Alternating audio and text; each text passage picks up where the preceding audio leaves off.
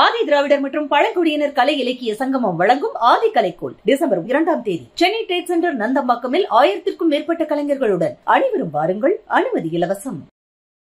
திருவண்ணாமலை மலை வந்து நம்ம எல்லாருமே தெய்வீக ஒரு பூமி மாதிரி பார்க்கக்கூடிய ஒரு பயங்கரமான இடம் அது. அவங்க வந்து அந்த மலையை வந்து கோவிலாக பார்த்து அந்த இடத்துலயே வீடை வச்சு, ஏன்னா உங்களுக்கு அந்த மலைக்குள்ளெல்லாம் வீடு இருக்கும். அந்த வீடுகள் எல்லாமே திடீர்னு மழை பொழிவுல இருந்து கொஞ்சம் கொஞ்சமா சரிய ஆரம்பிச்சு ஒவ்வொரு வீட்டுக்குள்ளேயே போய் ஒரு வீடு முழுச முழுக இருக்கு. அதுல குழந்தையோட சேர்ந்து கிட்டத்தட்ட 7 பேர் பிறந்திருக்காங்க. பிரச்சனை என்னன்னா, நம்ம வயநாட்டுல பார்த்த அதே அனுபவம் தான் இப்ப வந்து எதுவுமே இல்லாம நிர்கதியா நிக்கிறாங்க. இப்பயுமே மீட்பு பணி ரொம்ப தீவிரமா போயிட்டு இருக்கு. இன்னும் ஒரு 40 டன் பாறைகள்லாம் வந்து விலத்துக்கு ரெடியா இருக்க மாதிரி சொல்லியிருக்காங்க. இன்னும் சரிஞ்சுக்கிட்டே இருக்கு. இப்போ வரைக்கும் 150 வீடு கிட்ட கொலாப்ஸ் ஆயிடுச்சு. இன்னும் எத்தனை வீடு மொத்தமா உடையுன்றது தெரியாது. இன்னைக்கு காலையில நியூஸ் அப்டேட் படி ஒரே நாள்ல தமிழகத்தில் இருக்கக்கூடிய 6 மாவட்டங்கள், மிகப்பெரிய மாவட்டங்களாக தான் சொல்லப்படுகிற செங்கல்பட்டுல ஆரம்பிச்சு கடலூர்ல போய் விழுப்புரத்துல வந்து இந்த பக்கம் கள்ளக்குறிச்சி, திருக்கோவிலூர், திருவண்ணாமலைன்னு ஒரு 6 மாவட்டத்தை மொத்தமா சிதைச்சு 7வது 8வது மாவட்டமா இன்னைக்கு வந்து நம்ம கிருஷ்ணகிரியும் தர்மபுரியும் போட்டு ஒரு சூறையாடிக்கிட்டு இருக்கு இந்த புயல். நீங்க விழுப்புரத்தை எடுத்துக்கோங்க சார், ஃபுல் ஏரியும் ஊர் வழியா போகக்கூடிய அந்த ஏரியோட அந்த இது எல்லாமே உடஞ்சிருச்சு. மொத்த ஊர் வந்து குளமா இருக்கு. 14 அடி 15 அடி ஃபீட்டுக்கு தண்ணி இருக்கு. சென்னை மக்கள் கிட்ட சொல்லிட்டீங்கன்னா சென்னை மக்கள் தண்ணி இருக்கு அப்படின்னு பேசுவாங்க. அவங்க கிட்ட நீங்க அப்படி பேச முடியாது. காரணம் என்னன்னா, இதை அவங்க பார்க்காதவங்க, எதிர்கொள்ளாதவங்க. எப்பவுமே சொல்லுவாங்கல்ல, நம்ம வந்து நாங்க வந்து சிமெண்ட் போட்டு அடைக்கல, மண்ணுக்குள்ள ஈரப்பதம் போயிடுச்சுன்னு சொல்லுவாங்க. ஈரப்பதம் இருக்கக்கூடிய மண்ணெல்லாம் தாண்டி, ஏரியை தாண்டி, குளத்தை தாண்டி ஒரு ஊர் அழியுது அப்படின்னா எப்படி இருக்குன்னு யோசிச்சு பாருங்க. ஒரே ஃபேமிலியில ஒரு 7 பேர் இறந்து போயிருக்கு. மொத்தமா அதுவும் 7 பேர் எப்படி சொல்றாங்க, புதஞ்சு போயிருக்காங்க. மொத்தம் அந்த வீடும் வந்து உள்ள இருக்கு. அவங்களை இன்னும் எடுக்கல. அது ஒரு யுகத்துல சொல்றாங்க 7 பேர் அந்த குடும்பத்தை சேர்ந்தவங்கன்னு. அந்த வீட்டுக்குள்ள இன்னும் அதிகமா இருந்ததுன்னா, குழந்தைய வெளியில எடுக்கும் போது கை தனியா துண்டா ஒரு உடம்ப வெளில எடுக்கிறத விட வலி வேற எதுவுமே இல்லை. எனக்கு முதல் தேவையா இருக்கிறது குழந்தைங்களை வச்சிருக்கக்கூடியவங்களை நான் காப்பாற்றணும், பிரெக்னென்ட் உமன்ஸை காப்பாற்றணும். என் வாலண்டியர் கால் பண்ணி கடலூர்ல கதறான், சார் எனக்கு வந்து எப்படியாவது வந்து அங்க நிறைய பெண்கள் வந்து பிரெக்னென்ட் உமன் இருக்காங்க சார், நாங்க எப்படியாவது கொண்டு வரணும். எங்களுக்கு வருத்தமா இருக்கு சார், நாங்க சொல்லணும்னு நினைக்கல, வருத்தமா இருக்கு. களப்பணியில கிரவுண்ட்ல இறங்கி வேலை பார்க்கக்கூடிய மனிதர்கள் அங்கீகரிக்கப்படாம யாருனே தெரியாதவர்களே நீங்க பேரை சொல்லும் போது எனக்கு ரொம்ப கஷ்டமா இருக்கு. ஆன்லைன்ல சோசியல் மீடியால போஸ்ட் பண்றவங்க மட்டும் எல்லாரும் நல்லா ஆயிடுவாங்களா? களத்துல இருக்கிறவங்களோட பிரச்சனை என்னன்னு களத்துல இருக்கவங்க கிட்ட கேட்டாதான் தெரியும். நான் என்னன்னா, தன்னார்வலர்கள்லாம் அரிசி பருப்பு கொடுக்குறவங்க தன்னார்வலர்கள் முதல்ல நினைக்கிற போக்க தூக்கி போடுங்க. நாங்க வந்து எமர்ஜென்சிக்கு உதவி பண்றவங்க. எங்களாலலாம் போனை எடுத்துக்கிட்டு போய் போட்டோ எடுக்கிற ஆளுங்க இல்லை, வீடியோ எடுக்கிற ஆளுங்க இல்லை. எங்களுக்குலாம் அந்த அளவுக்குலாம் தெரியாது. எங்களால முடிஞ்சதை காப்பாற்றணும் தான் முடியும். பட் இந்த இடத்துல இருக்கக்கூடிய லேக்னஸ் முதல்ல பிரச்சனை வரப்போது எப்படி நீங்க டீமோட மீட்டிங் போடுறீங்க, அதே மாதிரி சோஷியல் ஒர்க்கர்ஸை கூப்பிட்டு மீட் பண்ணுங்க சார். கலாட்டா வாய்ஸ் நேயர்களுக்கு வணக்கம். இன்னைக்கு நம்ம கூட Tamil Nadu volunteers team coordinator Harikrishnan அவர்கள் இருக்காங்க. வணக்கம் சார். வணக்கம் சார். திருவண்ணாமலையில் நிலச்சரிவு ஏற்பட்டு ஒரு 7 பேர் மண்ணில் புதைஞ்சிருக்காங்க. எந்த அளவுக்கு மீட்பு பணி தீவிரமாக போயிட்டு இருக்கு சார்? சடனாக எதிர்பார்க்காதது ஒன்று. ஏன்னா நம்ம வயநாட்டில் தான் கேள்விப்பட்டோம் நிலச்சரிவு ஏற்பட்ட அந்த விஷயம். அதுக்கே நம்மளுக்கு அவ்வளோ இருந்தது. திருவண்ணாமலை மலை வந்து நம்ம எல்லாருமே தெய்வீக ஒரு பூமி மாதிரி பார்க்கக்கூடிய ஒரு பயங்கரமான இடம் அது. அவங்க வந்து அந்த மலையை வந்து கோவிலாக பார்த்து அந்த இடத்துலயே வீடை வச்சு, ஏன்னா உங்களுக்கு அந்த மலைக்குள்ளெல்லாம் வீடு இருக்கும். திருவண்ணாமலையில் எப்படின்னா, நீங்க வந்து கீழே நிறைய பேர் அடிவாரத்தில் வச்சிருப்பாங்க. அங்கே மலைக்குள்ளேயே ஒவ்வொரு இடத்துலையும் ஒவ்வொரு வீடுகள் வந்து சுற்றி இருக்கும்.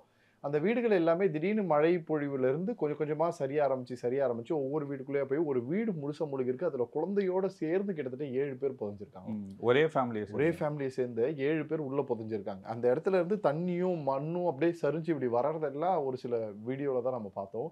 இப்ப வரைக்கும் கிட்டத்தட்ட 1200 பேர் மீட்கப்பட்டிருக்காங்க. 1200 பேர் மீட்கப்பட்டு அவர்கள் எல்லாருமே ஒரு ஒரு தங்கும் இடம் மாதிரி, ஒரு ஷெல்டர் கேம்ப், முகாம் மாதிரி போட்டு ஒரு சத்திரங்கள் மாதிரியான இடங்கள்ல அவங்கள வந்து மாத்தி விட்டுருக்காங்க. ஆனா பிரச்சனை என்னன்னா, நம்ம வயநாட்டுல பார்த்த அதே அனுபவம் தான் இப்ப வந்து எதுவுமே இல்லாம நிர்கதியா நிக்கிறாங்க. ஸோ உணவு இல்லை, உடை இல்லை, போட்டுக்க ட்ரெஸ் கிடையாது. அங்க வந்து ஃபுல்லா கிட்டத்தட்ட ஊட்டியை விட அதிகமான குளிர் பிரதேசம் மாதிரி ஆயிருக்கு போல திருவண்ணாமலை. அந்த இடத்துல குழந்தைங்களால அதை ஹேண்டில் பண்ண முடியல. அவங்க எல்லாருமே அந்த இது சொல்லுவாங்க இல்லையா, அந்த காதுக்கெல்லாம் மஃப்ளர் மாதிரி தேவைப்படுது. முடிஞ்ச என் குழந்தைங்களுக்கு மட்டும் அதை கொடுங்க அப்படின்றாங்க. கம்பளி கேட்கறாங்க குளிர்ல. ஏன்னா அவங்க ஏற்கனவே அங்க ஒரு பிரச்சனையை அனுபவிச்சுட்டு இங்க வந்தவங்களால என்ன பண்ணணும்னு தெரியல. உணவு பிரச்சனை இல்லை சார், நம்ம ஊர்ல உணவுக்கு பஞ்சமே இல்லை. எங்க போனாலும் பட்டுன்னு கிடைச்சி இதுவாயிடும். ஆனா அந்த இடத்துல வந்து எல்லாரும் ஷெல்டர் கொண்டு வந்துட்டனால உணவு பிரச்சனை இல்லாம போயிடுச்சு. ஆனா அவங்களுக்கு அந்த போட்டுக்க வேண்டிய ட்ரெஸ் இருக்குல்ல, அது நான் சொன்ன மாதிரி இன்னர்வியர், ஒரு லேடிஸுங்களுக்கு தேவையான அந்த விஷயம்லாம் அதெல்லாம் வேணும்னு கேட்கும்போது நம்ம என்ன பண்றதுன்னு தெரியாம ஒரு மாதிரி இதுவாயிடுறோம். இப்பயுமே மீட்பு பணி ரொம்ப தீவிரமா போயிட்டு இருக்கு. இன்னும் ஒரு 40 டன் பாறைகள்லாம் வந்து விழத்துக்கு ரெடியா இருக்க மாதிரி சொல்லியிருக்காங்க. இல்ல இன்னும் இதுக்கப்புறம் சரிஞ்சுக்கிட்டே இருக்கு. நிக்கல. சரிஞ்சுட்டே இப்போ தான் வரைக்கும் 150 வீடு கிட்ட கொலாப்ஸ் ஆயிடுச்சு. ஓப்பனானா 150 வீடு கொலாப்ஸ் ஆயிடுச்சு. இன்னும் எத்தனை வீடு கொலாப்ஸ் ஆகுன்றது தெரியல. கணக்கு சொல்ல முடியல. காரணம் என்னன்னா சரிஞ்சுக்கிட்டே தான் இருக்கு. நிக்கவே ம். இல்ல. அப்ப அது சரிய உள்ள இருக்கக்கூடிய பாறைகள். மலைனால என்ன சார்? பாறைகளால ம். சேர்ந்த ஒரு இதுதான். அதுக்குள்ள மண் இருக்கும், மரங்கள் இருக்கும். எல்லாம் சேர்ந்தது ஒரு மலையா நின்னு இருக்கும். அப்ப அந்த மலை கொஞ்சம் கொஞ்சமா சரிய அந்த பாறைகளுக்கான கிரிப் வந்து போதில்ல. அந்த கிரிப்போட பாறைகள் கீழ வந்துச்சுன்னா, இன்னும் எத்தனை வீடு மொத்தமா உடையும்ன்றது தெரியாது.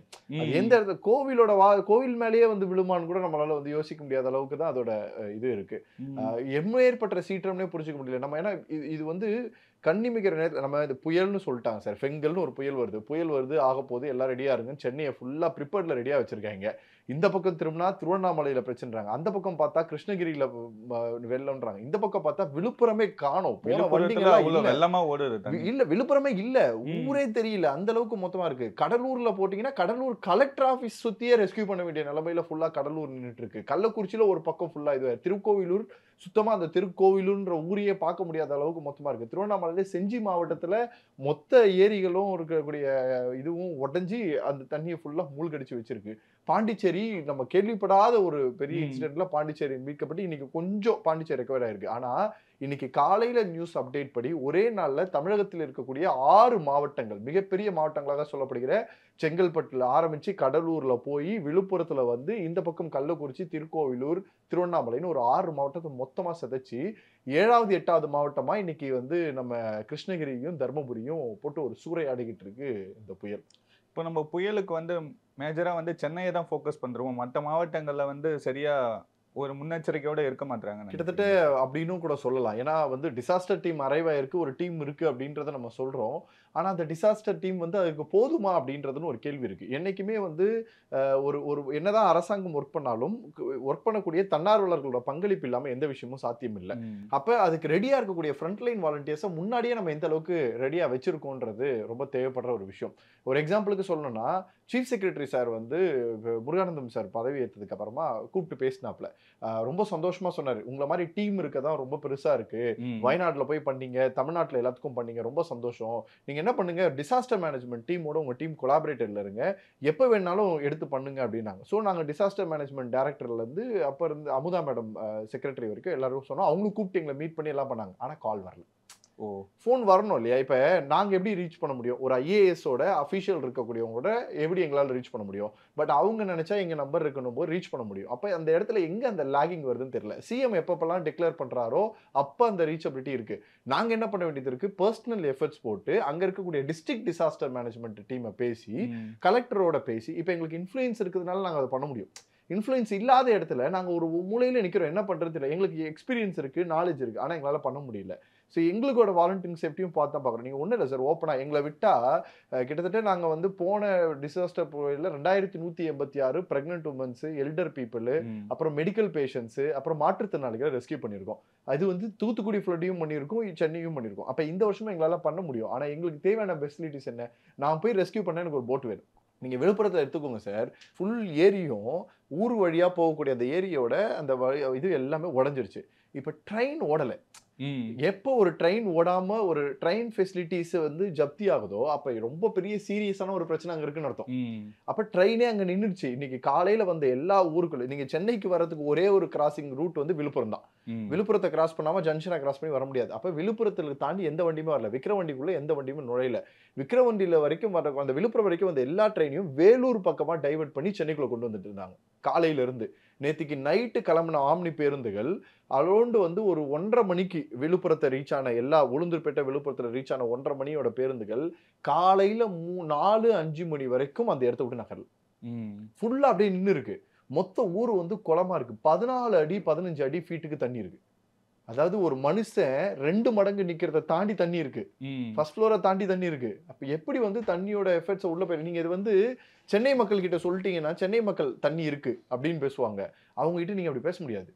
காரணம் என்னன்னா இதை அவங்க பார்க்காதவங்க, எதிர்கொள்ளாதவங்க. எனக்கு வந்து புயல்னா என்ன, மழைனா என்ன, மழை பெய்யும் உள்ள போவோம். ஏன்னா எப்பவுமே சொல்லுவாங்களே நம்ம வந்து நாங்க வந்து சிமெண்ட் போட்டு அடைக்கல, மண்ணுக்குள்ள ஈரப்பதம் போயிடுச்சுன்னு சொல்லுவாங்க. ஈரப்பதம் இருக்கக்கூடிய மண்ணெல்லாம் தாண்டி, ஏரியை தாண்டி, குளத்தை தாண்டி ஒரு ஊர் அழியுது அப்படின்னா எப்படி இருக்குன்னு யோசிச்சு பாருங்க. 4 கிராமம் அடையாளம் தெரியாம முடிச்சு.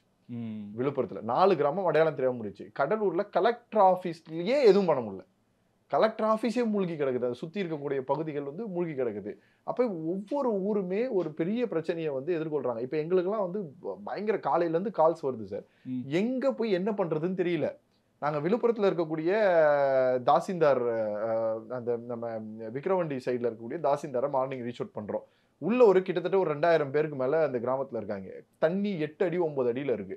இப்ப அவங்கள போய் பண்ணணும். ஆனா தண்ணி ஓடிக்கிட்டே இருக்கு.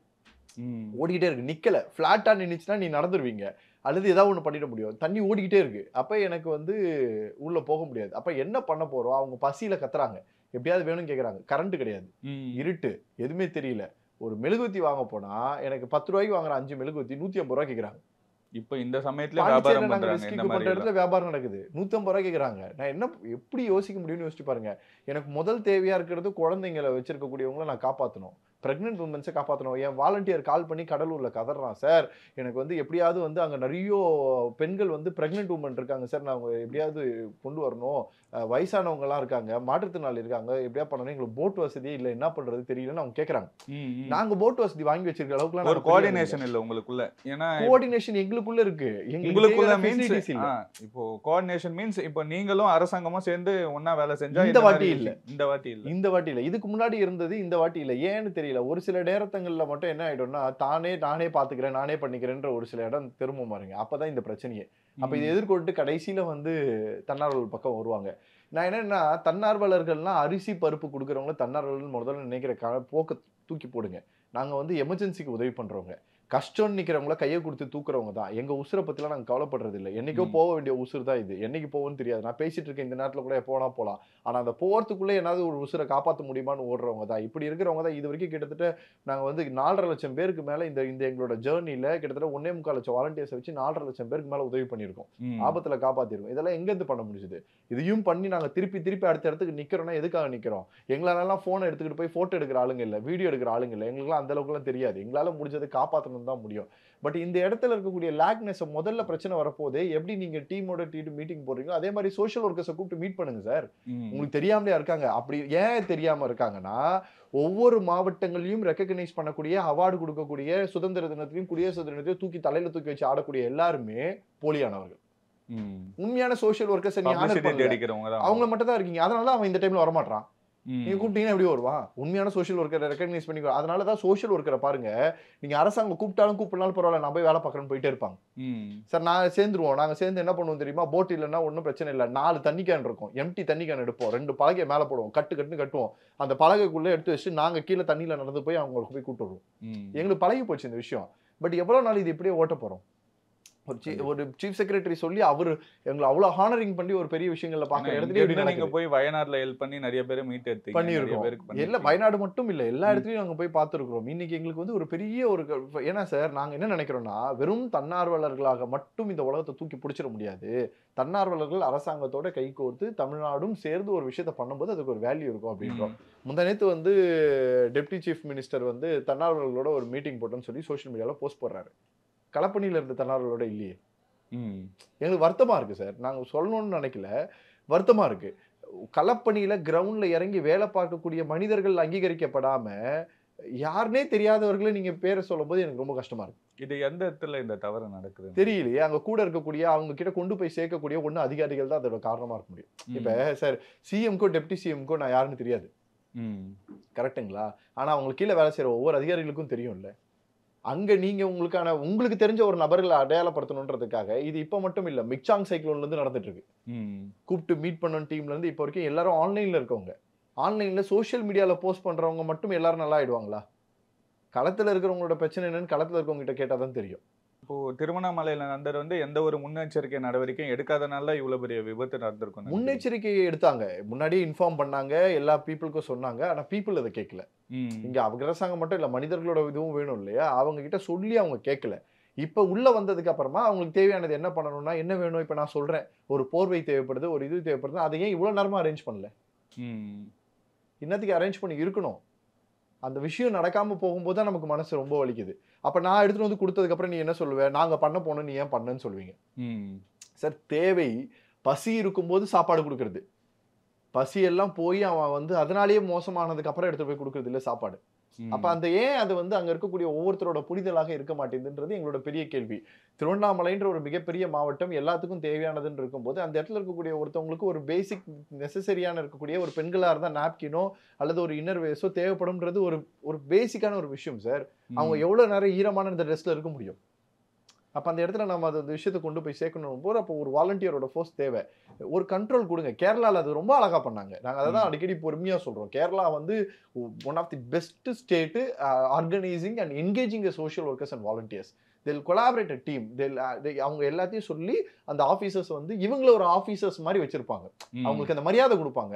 அந்த மரியாதை எல்லாரையும் சூப்பரா வேலை பார்க்க வைக்கும். நம்ம ஊர்ல போய் கேட்டா கூட மதிக்க மாட்டாங்க. நான் தான் சொன்னேன், தாசில்தாருக்கு கால் பண்ணி கேட்டா 2000 பேர் வெளில கேம்புக்கு வரட்டும், அப்புறமா சோறு போடுறேன்றாரு. 2000 பேர் வந்த பிறகுதான் சாப்பாடு கொடுக்குறேன்றாராம். விழுப்புரத்துல தாசில்தார், விக்ரவாண்டி சைடுல இருக்கவர். 2000 பேர் எப்படி வெளில எடுத்துட்டு போறீங்கன்னா பதில் இல்ல.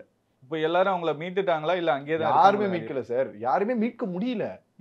தண்ணி போகுது, ஃப்ளோட்ல இருக்கு சார். நீங்க வந்து முதல்ல இதை எடுத்துட்டு போய் நீங்க வந்து டிசாஸ்டர் டீமால உங்களால வந்து வெறும் படகுல கொண்டு போய் ஆளுங்களை மீட்க முடியும். ஆனா ஓடுற தண்ணிலயோ இதுலயும் போறோம்னா நீங்க ஆர்மி கமாண்டிங் டீம் மட்டும் தான் கூப்பிட முடியும். சோ இதை நீங்க தெரிவுபடுத்தி உடனே வர வைக்கணும். பாண்டிச்சேரி எப்படி பண்ணாங்க? ஒரே நாள்ல பாண்டிச்சேரியில பண்ணாங்க சார். தமிழ்நாட்டுல பண்ணணும். நீங்க காலையிலே இந்த நிலைமை தான் தெரிஞ்சிருச்சு அப்படின்னாலே பண்ணணும். அப்ப பண்ணி கீழே இறங்கி விட்டுட்டு வரணும். நீங்க யோசிச்சு பாருங்க, ஒரு வீடு, ஏன்னா நம்ம ஊர் மாதிரி 20 வீடு சேர்ந்த ஒரு வீடு கிடையாது. நம்ம வீடு 20 தெரு சார்ந்த ஒரு வீடு தான் இருக்கும். ஊருக்குள்ள எல்லாம் பாத்தீங்கன்னா அங்க கரண்ட் வசதி இல்லாம, தண்ணி இல்லாம, எதுவுமே இல்லாம, அப்படியே ஒரு இடத்துக்குள்ள என்ன நடக்க போகுதுன்னே தெரியாம, கம்யூனிகேஷன் இல்லாம, நெட்வொர்க் இல்லாம ஒரு குடும்பம் அப்படியே தவிச்சுக்கிட்டே இருக்குன்னா என்ன நடக்க போகுது? திருவண்ணாமலையில இப்ப மழை தூரிக்கிட்டு இருக்கு. இப்ப தூரிக்கிட்டு இருக்கு. மத்த ஊர்லயும் மழை தூரிக்கிட்டு தான் இருக்கு. நிக்கல. அட்லீஸ்ட் சோ காட் வந்து நம்ம இது பண்ணிருக்கோம். இப்ப அடுத்து பாத்தீங்கன்னா கிருஷ்ணகிரி பாருங்க, ஊத்தங்கரைன்ற ஒரு மொத்த இடமும் அப்படியே ஃபுல்லா அழிஞ்சு போய் கிடக்குது. அப்ப அங்க சுத்தி இருக்கக்கூடிய மக்களோட நிலைமை என்னன்னு ஒண்ணு இருக்குல்ல. பாதி மக்கள் வந்து பாத்தீங்கன்னா ஆக்கிரமிப்பு பகுதியில இந்த மாதிரி இடத்துல தண்ணி அவங்க எடுத்துடுறது, பாதி பணம் இல்லாதவங்க பண்றது, பணம் இருக்கிறவங்க அதே இடத்துல பில்டிங் கட்டி பெருசா விற்கிறது. இப்படியே தொடர்ந்துகிட்டே வந்துச்சுன்னா அப்ப எதுக்குதான் வந்து இது இருக்கு போகுது? இப்ப நீங்க வந்து இல்லாதவங்க கிட்ட போயிட்டீங்கன்னா அவனுக்கு மட்டும் கொடுத்துருக்கீங்கன்னு அவன் கேள்வி கேட்பான். இருக்கிறவங்க கிட்ட கேட்டீங்கன்னா அவனுக்கு கொடுத்துருக்கீங்களா, அதை கணக்கா வச்சு எனக்கு கொடுங்கன்னு அவன் கேட்கறான்.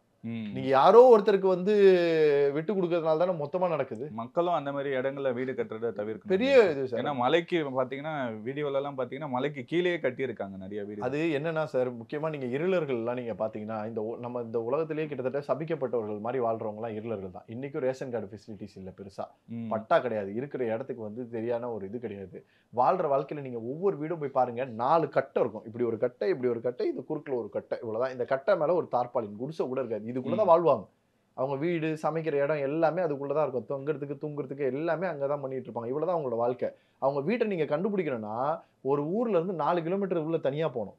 அவங்க 2 கிலோமீட்டர் வெளில வந்தாதான் வந்து ஒரு பப்ளிக் டிரான்ஸ்போர்டேஷன் அக்சசபிலிட்டியை பார்க்க முடியும். சென்னையில நம்மளோட இது இருக்கு இல்லையா, நம்ம கெலாம்பாக்கம் டு வண்டலூருக்கு ஒரு ரோடு கட்டாகும் தெரியும் இல்லையா, அந்த ஒரு ஹைவே ரோடு இருக்கு பாருங்க. அங்க இருந்து உள்ள நடுவுல ஒரு அந்த நம்ம ராமானுஜர் காலேஜ் தாண்டி நடுவுல ஒரு ரோடு ஒன்று போவோம். அந்த ஊர் வந்து பேர் எனக்கு சரியா ஞாபகம் இல்லை. அந்த ஊருக்கு நான் ரீசெண்டா போயிருந்தேன். தீபாவளி அன்னைக்கு அவங்க ட்ரைபல் வில்லேஜோட பார்க்கலான்ட்டுன்னு. ஒரு சின்ன சந்து இருக்கு. இந்த சந்து போகுமான்னு எனக்கு ஒரு டவுட். அந்த சந்துக்குள்ள போறேன், காஞ்சு போய் இருக்கிற இடம் அப்படியே மண்ணு இது மாதிரி இப்படி கிடக்குது. கிட்டத்தட்ட 2 கிலோமீட்டர் வண்டி வந்து அப்படியே ஆடிக்கிட்டு போகுது. என்கிட்ட கூட வீடியோ கூட இருக்கு. ஆடிக்கிட்டு போகுது. அது உள்ள போனா அந்த டொக்குல இருக்காங்க அந்த ட்ரைபல்ஸ். இப்ப இது வந்து காஞ்சு போனது இல்ல. இப்ப மழை பெஞ்சிருக்கிற நேரத்துல எப்படி இருந்திருக்கும் யோசிச்சு பாருங்க. இப்ப அது உள்ள மாட்டினவங்க வெளியிலேயே வர முடியாது, உள்ளே இருக்க முடியாது. என்ன ஆனாங்கன்னே தெரியாது. இப்ப இவங்க போய் பார்க்க ஆள் கிடையாது. ஏன்னா இவங்களுக்கான ரேஷன் கார்டோ அங்கீகாரமோ இவங்க இங்கதான் இருக்கிறாங்கன்ற சான்று இல்லையே. எத்தனை பேர் அந்த மாதிரி அழிஞ்சு போயிட்டு இருப்பாங்கன்னு நீங்க யோசிச்சு பாருங்க. அப்ப எல்லா ஊர்லயும் இந்த மாதிரி இருளர்கள் இருப்பாங்க.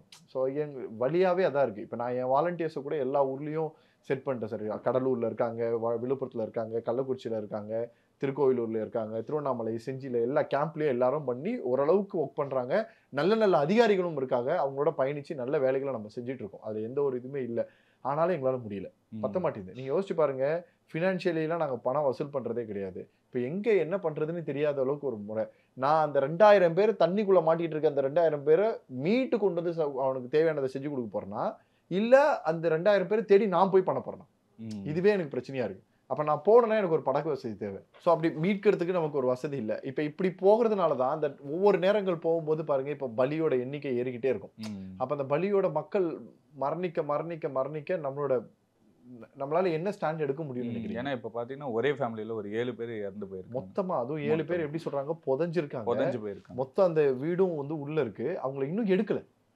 அது ஒரு யுகத்துல சொல்றாங்க 7 பேர் அந்த குடும்பத்தை சேர்ந்தவங்கன்னு. அந்த வீட்டுக்குள்ள இன்னும் அதிகமா இருந்திருந்தா, சோ அந்த இதுல இருந்து இப்ப எடுக்கிறதுன்ற ஒரு சவால் இருக்குல்ல, அது நம்ம தமிழ்நாட்டுல இருக்கவங்களுக்கு புதுசு. கேரளா, வயநாட்டுல நாங்க போயிட்டு வந்தனால எங்களுக்கு அது பார்த்தோம். ஆனா அதுவே எவ்வளவு பெரிய வலின்னு தெரியும். ஒரு குழந்தைய வெளியில எடுக்கும்போது கை தனியா துண்டா ஒரு உடம்ப வெளில எடுக்கிறத விட வலி வேற எதுவுமே இல்ல. அதே மாதிரி அந்த குடும்பத்துல இருக்கக்கூடியவங்களை எடுக்கிறதுன்றதுலாம் அவ்வளவு சாதாரணமான விஷயம் கிடையாது.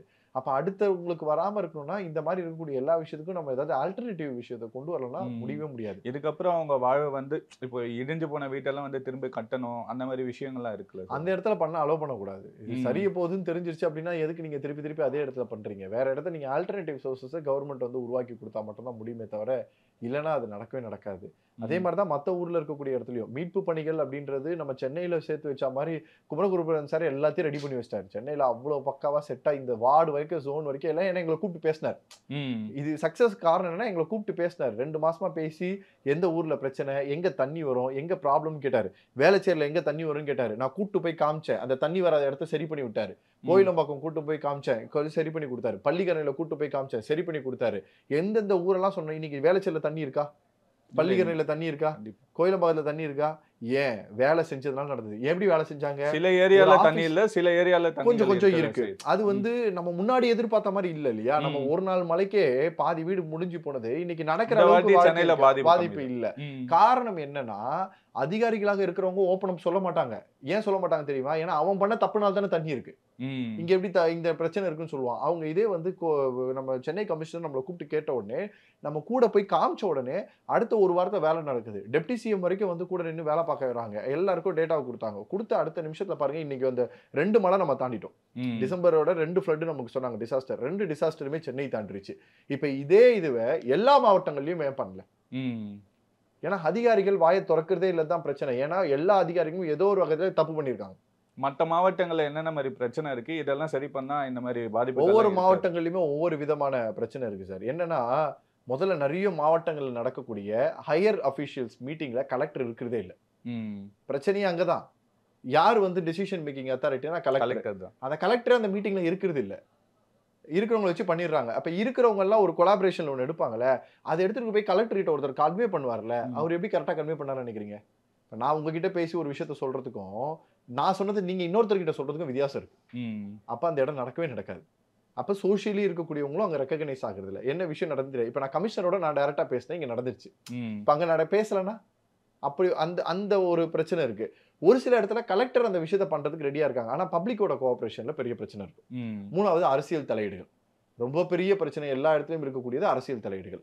நான் போய் பண்ணணும்னு நினைச்சா என்னையும் பண்ண விட மாட்டாங்க, அவங்களையும் பண்ண மாட்டாங்க. அப்படி பண்றது இருந்தா ஒரு பேனரு, போஸ்டரு, விளம்பரத்தோட எடுத்துட்டு போய் எல்லாத்தையும் பண்ணணும்னு நினைப்பாங்க. அதுவும் குடம் கொடுக்குற மாதிரி, சாப்பாடு கொடுக்குற மாதிரி லைன்ல நிக்க வச்சு 1000 பேர் கொடுப்பாங்க. இது கிடையாதுங்க சர்வீஸ்ன்றது. இவங்க எல்லாம் எப்ப புரிஞ்சுக்கிட்டு மாற போறாங்கன்னு தெரியல. நாங்களும் பயணிக்க தயாரா இருக்கோம். முடிஞ்ச வரைக்கும் வந்து இதை பார்க்கக்கூடிய நண்பர்கள் எங்களோட பயணிக்கணும்னு நினைச்சாங்கன்னா தமிழ்நாடு தன்னார்வலர்களோட சோஷியல் மீடியால போய் பார்த்தாங்கன்னா அதுக்கான ஃபோன் நம்பர் அந்த வாலண்டியர் இருப்பாங்க, அந்த டிஸ்ட்ரிக்ட்ல இருக்கவங்களோட சேரலாம். என்னோட ஒரு சின்ன ரிக்வஸ்ட் இதான் சார். நான் என்ன நினைக்கிறேன்னா, பாதிக்கப்பட்ட இடத்துல வெளியில இருந்து ஒருத்தன் வந்து பண்ணுவான்னு நினைக்காதீங்க. யாருமே நம்பாதீங்க. பாதிக்கப்பட்ட இடம் உங்க ஊரா, உங்க ஊர்ல இருந்து ஒரு 4 இளைஞர் ஒண்ணு சேருங்க, இல்ல பெரியவங்க ஒரு 4 பேர் ஒண்ணு சேருங்க. ஊர்ல ஏதோ ஒரு சின்ன கோவில் இருக்கும், இல்ல யாரோ ஒரு வீடு வந்து நல்ல தண்ணியில பாதிக்கப்படாம இருக்கும், அவங்க வீட்டுல இருந்து கேஸ் ஸ்டவ் எடுத்துவாங்க. ஒவ்வொரு வீட்டுல இருந்து அரிசி பருப்பு என்னென்ன இருக்கோ எல்லாத்தையும் மொத்தமா எடுத்துட்டு வாங்க.